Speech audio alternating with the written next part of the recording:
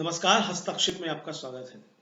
लोकसभा चुनाव की घोषणा हो चुकी है और लोकसभा चुनाव की तैयारियां भी शुरू हो चुकी हैं।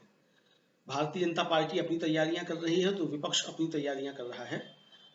लोकसभा चुनाव के दौरान क्या मुद्दे हैं और क्या समीकरण बन रहे हैं, इसकी समीक्षा करने के लिए डीवी लाइव पर एक परिचर्चा का आयोजन किया गया। उस परिचर्चा में मैंने भी हिस्सा लिया। परिचर्चा में कई वरिष्ठ पत्रकारों ने हिस्सा लिया और अपने अपने विश्लेषण प्रस्तुत किए। परिचर्चा का संचालन डीवी लाइव के प्रधान संपादक राजीव रंजन श्रीवास्तव ने किया। तो आइए देखते हैं उस परिचर्चा के कुछ प्रमुख अंश साभार। कोई लंबित मुकदमे का निस्तारण नहीं है। सुप्रीम कोर्ट का यह फैसला उस सरकार के चेहरे को बदनुमा दिखा रहा है जो अपने को पाक साफ बता रहा था। जो सरकार, जो नेता, जो पार्टी अपने आप को भ्रष्टाचार के खिलाफ जीरो टॉलरेंस की बात कर रही थी, वह आकंठ भ्रष्टाचार में डूबी ही नजर आ रही है। ये पूरी की पूरी छवि धूल धूसरित हो गई इस आदेश से। यह सरकार जो ये कहती थी कि न खाएंगे न खाने देंगे, जो इस तरह का नैरेटिव चला रही थी, यह पूरा का पूरा नैरेटिव खत्म हो गया। तो ये सामान्य फैसला नहीं है। इसीलिए आप देखिए कि कोई ना कोई अवरोध पैदा करने की कोशिश की जा रही है और सुप्रीम कोर्ट ने आज सबको नंगा कर दिया। आज भी पहले एसबीआई के साथ जो फैसला आया, एसबीआई के जो आदेश दिया था सुप्रीम कोर्ट ने, उसको रोकने के लिए इस देश के वरिष्ठतम अधिवक्ताओं में से एक मुकुल रोहतगी, मतलब मुकुल रोहतगी, अरे सॉरी, हरीश साल्वे साहब आए। राजीव जी, हम लोग जितने यहाँ 6-7 लोग बैठे हैं, हम सब लोग मिल करके उनकी फीस नहीं दे सकते।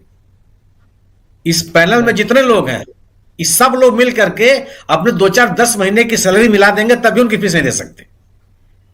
एसबीआई पब्लिक मनी से एक बड़े वकील को खड़ी की जिसको सुप्रीम कोर्ट सुनने के लिए तैयार नहीं है। आज मुकुल रोहतगी साहब खड़े हुए। मुकुल रोहतगी का भी मैं सम्मान करता हूं, बहुत बड़े वकील हैं, वो काबिल वकील है इस देश के। और वो किसकी तरफ से आ रहे हैं? उद्योग महासंघ की तरफ से, इस देश के उद्योग एसोचैम और सीआईआई की तरफ से। भाई, आपको क्या आपत्ति हो सकती है? आपने पैसा दे दिया, जिसको दिया सो दिया, तो आपको बताने में क्या दिक्कत है? जी बिल्कुल। या तो दाल में काला है या पूरी की पूरी दाल काली है, जिसको आप चाहते हैं कि वो सामने ना आने पाए। और उनको भी सुप्रीम कोर्ट ने यह कोई बात कही, जब मुकुल रोहतगी साहब ये कहते हैं कि साहब इसमें पार्टी नहीं था, तो जब पार्टी नहीं थी तो क्यों आज क्यों चले आए? आपको पार्टी नहीं बनाया गया तो आप क्यों चले आए? और उस समय गवाही साहब ने कहा कि अब पूरी दुनिया देख रही थी कि इस मामले की सुनवाई हो रही है और आपको इसकी जानकारी नहीं थी। राजीव जी, इस देश में 1969 में एक कानून बना था जिसमें कहा गया था कि कारपोरेट राजनीतिक दलों को चंदा नहीं दे सकते। ये वही देश है, क्योंकि यह था कि पूंजीपतियों, औद्योगिक घराने के लोग इस देश के नीति निर्माताओं पर, नीतियों पर असर डाल सकते हैं। 1985 में उस कानून में संशोधन किया गया और कहा कि ठीक है, कारपोरेट भी पैसा दे सकता है, लेकिन अपनी आमदनी के अगर 3 साल तक लगातार आपको लाभ हुआ हो और उस लाभ का अधिकतम 7.5%। यह फैसले उन सरकारों ने किए थे जिसके ऊपर आज की सरकार भ्रष्टाचार में लिप्त होने का आरोप लगाती है, औद्योगिक घरानों से साठगांठ का आरोप लगाती है, कर अपवंचन का आरोप लगाती है और आर्थिक लाभ देने का आरोप लगाती है। इस सरकार ने 2017 में आकर के एक संविधान संशोधन किया और उस संशोधन में जितने तरह के प्रतिबंध थे कारपोरेट के ऊपर चंदा देने के, सब खत्म कर दिए और एक ऐसी व्यवस्था पारदर्शिता के नाम पर, काले धन रोकने के नाम पर ले आई जो पूरी तरह से काले धन से लिप्त है। उस समय भी लोगों ने इस बात को कहा था कि यह कानून किसी भी तरह से पारदर्शी नहीं है, यह कानून किसी भी तरह से ऐसा नहीं है जिससे कि राजनीति के ऊपर उद्योगपतियों का असर न पड़ जाए, लेकिन कोई सुनने के लिए तैयार नहीं था। उसके बाद भी जब एक कानून लाया गया, उस समय कहा गया कि केवल लोकसभा चुनाव के दौरान इस इलेक्टोरल बॉन्ड खरीदे और दिए जाएंगे।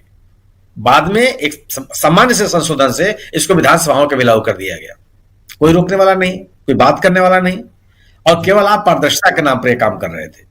तो आपने जितना माहौल बना रखा था, एक सक्षम, ईमानदार, जनहित वाली, जनता के प्रति प्रतिबद्ध सरकार का और साफ सुथरी सरकार की जो आपने छवि बना रखी, वह पूरी की तरह से पाखंड साबित हुआ जो यह आदेश आया और जो तथ्य सामने आए।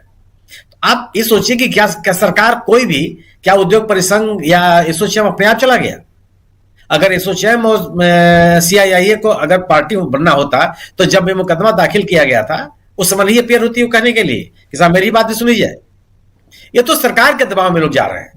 सरकार ये चाहती है कि किसी तरह से जो अब तक जो हुआ सो हुआ, ये नंबर मिलान का काम रुक जाए जी। और यह बात आपको देखना चाहिए कि जिस कानून को सर्वोच्च न्यायालय ने असंवैधानिक, गैर कानूनी और मनमाना कहा, उसके पक्ष में देश के वित्त मंत्री खड़ी नजर आई और उन्होंने कहा कि यह चंदा लेने का एक बेहतर तरीका था। उन्होंने कहा कि वो सुप्रीम कोर्ट के निर्णय पर टिप्पणी नहीं, बोले सुप्रीम कोर्ट के निर्णय पर टिप्पणी नहीं कर रहे तो और क्या कर रही है। और आप गृह मंत्री जी का बयान भी सुन लीजिए, जो उन्होंने एक मीडिया समूह के कॉन्क्लेव में कहा। मैं उन्हीं की बात का समर्थन करता हूं। उन्होंने कहा कि अगर ये सब तथ्य खुलेंगे तो विपक्षी दल बेनकाब हो जाएंगे। अरे कर दीजिए आप बेनकाब उनको, किसने मना किया? क्या इस देश के किसी नागरिक ने कहा कि नहीं साहब विपक्षी दलों का बेनकाब मत कीजिए? आज कम से कम 11 राजनीतिक दल हैं जिन्होंने यह बता दिया कि हमको किससे किससे पैसा मिला है। भारतीय जनता पार्टी क्यों नहीं आगे कहती कि हमको किससे पैसा मिला है? कम से कम कांग्रेस से कदम आगे बढ़ के कही है कि हमने यह रिकॉर्ड नहीं रखा है कि हमको किसने पैसा दिया, लेकिन सुप्रीम निर्वाचन आयोग और स्टेट बैंक बता दे कि कांग्रेस को किस किस औद्योगिक घराने ने पैसा दिया है, क्योंकि आपके पास रिकॉर्ड सबका है। भारतीय जनता पार्टी तो इस बारे में कुछ नहीं करने के लिए तैयार है। तो क्या सर्वोच्च न्यायालय अपने इस फैसले को लेकर के जो अवरोध पैदा किए जा रहे हैं उसको स्वीकार कर लेगा? बिल्कुल नहीं कर सकता, बिल्कुल नहीं। और ये जो ये तरीका इन लोगों ने ही अपनाया, वही स्थिति अब मैं मुकुल रोहतगी जैसे वकील के खिलाफ के बारे में सर्वोच्च न्यायालय का यह रवैया होगा, यह तरीका बोलने का होगा, मेरे जैसे आदमी के लिए आश्चर्यजनक है, क्योंकि बड़े आदरणीय अधिवक्ता है, बड़े अच्छे न्यायविद हैं, संविधान के जानकार हैं। उनको भी जब बोलने नहीं दिया तो सर्वोच्च न्यायालय अपने इस मसले को लेकर कितना गंभीर है और इस देश के लोकतांत्रिक संस्थाओं, लोकतंत्र के प्रति कितना गंभीर है, ये पता चलता है। अब आप राहुल गांधी की जो सभा हुई, सभा में जो उन्होंने भाषण दिया, मैं तो कल्पना सोरेन का कल से मुरीद हो गया, तेजस्वी यादव का मैं समर्थक हो गया, जिस तरीके के भाषण इन्होंने दिए। और राहुल गांधी का सबसे लंबा भाषण राहुल गांधी का था, लगभग 35-37 मिनट, लगभग 40 मिनट के आसपास। हर विषय को जो बात लोग कहते हैं कि यह इंडिया दल समूह अपने कार्यक्रमों को नहीं बता रहा, हर एक एक चीज राहुल गांधी ने सबके सामने रखी। प्रधानमंत्री जी ने जो बात कही, प्रधानमंत्री के रूप में उनको कहना भी चाहिए कि आप नारी शक्ति के सम्मान को बचाने के लिए जान दे देंगे।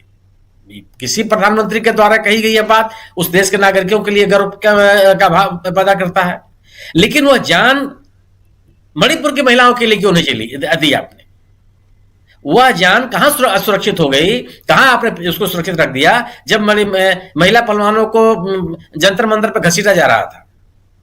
वह जान आपने तब क्यों नहीं लगा दी जब उन महिला पहलवानों को अपने धरना स्थल पर बैठने के लिए सामान्य चारपाइयां पहुंचाई जा रही थी और पुलिस ने उनको देने नहीं दिया? जब आपकी यह प्रतिष्ठा उस समय कहां चली गई थी जब हाथरस में एक दलित महिला को जला दिया गया? आपकी जान उस समय कहां थी जब उन्नाव में आपके पार्टी के एक नेता ने, आपके पार्टी के एक विधायक ने जो एक परिवार के साथ जो खिलवाड़ किया, उस महिलाओं के साथ खिलवाड़ किया, सजा होने के बाद भी आपने कौन सी कार्रवाई कर ली? ये क्या देश के सामने नहीं है? आपके भाषण देने से, आपकी बात चीजों को खींच के ले, आप देख उसका आप प्रतिफल देख लीजिए।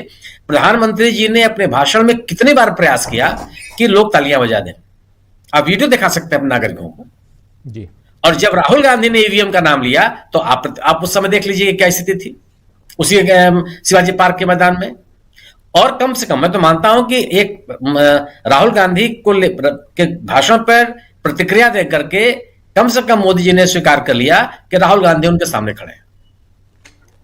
उन्होंने जिस तरीके से उन्होंने राहुल गांधी पे हमले किए हैं, यानी कि एक विपक्ष के रूप के सामने, विपक्ष के चेहरे के रूप में राहुल गांधी, कल लगभग जितने नेताओं ने भाषण दिया, जिस तरीके से राहुल गांधी की उन्होंने बातें की, ये लगने लगा है कि विपक्ष के नेता के रूप में या विपक्ष के चेहरे के रूप में राहुल गांधी ही सामने है इस देश की जनता के समक्ष।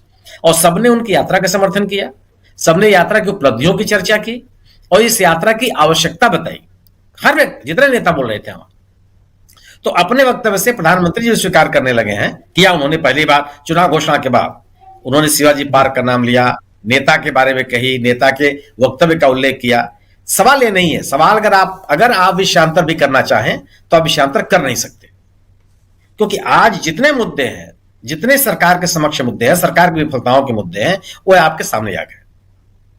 इस आप आज घटना, जिस बिहार की घटना का आपने उल्लेख किया, बिहार की घटना के पहले आप याद कीजिए प्रधानमंत्री जी ने भी आंध्र प्रदेश में भाषण दिया, जिसमें उनके बगल में बैठे हुए चंद्रबाबू नायडू जी और जनसेना के जो वहां के फिल्म अभिनेता है वो, उन्होंने कहा, उन्होंने आरोप लगाया कि कांग्रेस अपने सहयोगियों का उपयोग करके फेंक देने वाली पार्टी रही है। ये कल का आरोप है उनका, मैंने पढ़ा अखबारों में जी। और आज क्या परिणाम सामने आया कि पशुपति पारस को आपने कैबिनेट मिनिस्टर बनाया और आज आपने उनको कहीं नहीं रहने दिया। कौन किसका उपयोग करके कौन किसको फेंक रहा है? शिवसेना के बूते आप महाराष्ट्र में गए, आपकी अपनी ताकत तो कभी नहीं थी। शिवसेना के बूते आप महाराष्ट्र में गए और उसी शिवसेना को आपने तोड़ दिया।